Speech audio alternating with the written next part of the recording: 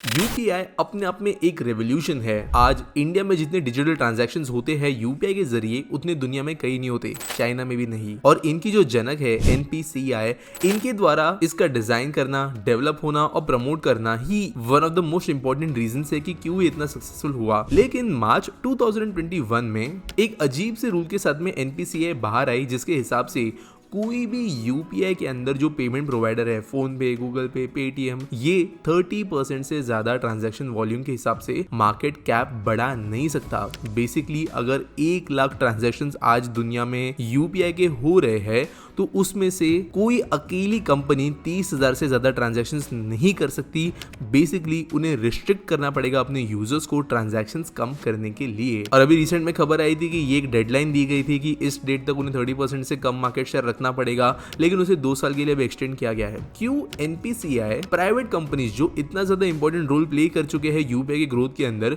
उनको अपने ही ग्रोथ को रिस्ट्रिक्ट करने के लिए बोल रही है। और क्या ये लॉजिकल बात है या वही कोई इंडियन गवर्नमेंट के अंदर प्राइवेट कंपनीज को रिस्ट्रिक्ट करने वाली बात को हम आज समझेंगे। दोस्तों, कुछ सालों पहले फोन पे और येस बैंक के बीच में कुछ इश्यूज की वजह से बहुत बड़े समय तक यूपीआई ट्रांजैक्शंस हो नहीं पा रहे थे। ये हुआ था साल 2020 में। फोन पे उस समय पर सबसे ज्यादा तेजी से ग्रो करने वाले यूपीआई कंपनीज में से एक था और आज वो 45% से ज्यादा मार्केट शेयर रखता है। वैसे देखें तो फोन पे का 45%, गूगल पे का 36%, पेटीएम का अराउंड 14% और बचुओं का अराउंड 5% मिलकर ही आज हमारे देश का यूपीआई मार्केट कंट्रोल हो रहा है अराउंड 96% तक का। और 7.3 बिलियन ट्रांजैक्शंस यहाँ पर हो रहे हैं। एनपीसीआई ने यहाँ पर एक प्रॉब्लम देखी। 4 प्लेयर्स अगर पूरे के पूरे यूपीआई मार्केट को कंट्रोल करते हैं तो वो अलग बात है अगर चीजें इक्वली हो तो, लेकिन यहाँ पर 1-2 कंपनीज ही डोमिनेंट देखते हुए नजर आ रही है, मेनली फोन पे और गूगल पे। इसके वजह से भीम यूपीआई, बैंक्स के अपने यूपीआई एप्स, ये कहीं पर भी कंपटीशन में स्टैंड नहीं करते। और अगर इनमें से किसी कंपनी के अंदर कोई भी टेक्निकल इशू आता है, कोई भी दूसरी रिस्ट्रिक्टिव इश्यूज आते हैं, तो ये इंडिया के डिजिटल इकोसिस्टम के लिए बहुत बड़ा नुकसान हो सकता है। अगर गूगल पे किसी भी रीजन की वजह से, चाहे वो इंडियन के अंदर जनरेट हुए रीजन हो या फिर परदेश में से इंटरनेशनली आए हुए रूल्स एंड रेगुलेशंस हो, अगर इंडिया को वो सर्व करना बंद करता है तो बहुत बड़ी चंक ऑफ पॉपुलेशन को माइग्रेट करना पड़ेगा किसी दूसरे ऐप पे।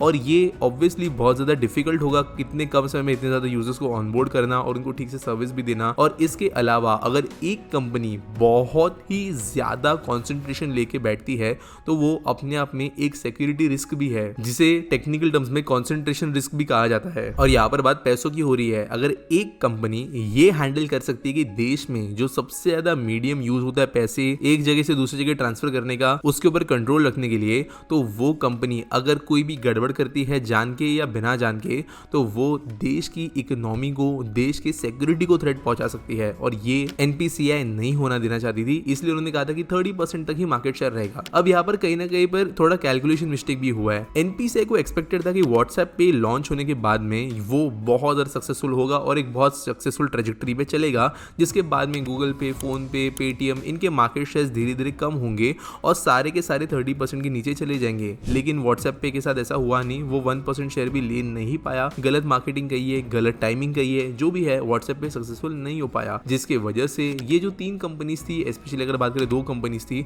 उनका ही डोमिनेंस मार्केट में रहा। और आज भी ये 30% के ऊपर शेयर लेके बैठे हैं, जो कि रिस्क बढ़ाता है देश के फाइनेंशियल सिस्टम के लिए। लेकिन अभी गवर्नमेंट ने ये कहा है कि 2 साल तक वो डेडलाइन एक्सटेंड करेंगे, जिसकी वजह से कोई और कॉम्पिटिटर उभरता हुआ हमें नजर आ सकता है। वैसे दोस्तों, कंपनीज की बात यहाँ पर कहें तो वो कहते हैं कि वो अपने यूजर्स को मना नहीं कर सकते ट्रांजैक्शंस करने के लिए अगर वो 30% के ऊपर चले जाए, क्योंकि उसके वजह से देश के डिजिटल इकोसिस्टम को ही हार्म होगा। साथ साथ आरबीआई और एनपीसीआई इन बातों को समझती है, तो इसका सोल्यूशन कैसे निकलेगा हम नहीं जानते, क्योंकि जबरदस्ती अगर मार्केट को भी मैनिपुलेट करे तो वो कहीं ना कहीं पर इंडियन बिजनेस इकोसिस्टम के लिए सही नहीं होगा। आपको क्या लगता है कि एनपीसीआई ये रिस्ट्रिक्शंस लगाकर सही कर रही है, गलत कर रही है, या किस तरीके से इस चीज को हैंडल किया जाना चाहिए? कमेंट्स में मुझे जरूर बताना और मिलेंगे अगले वीडियो में।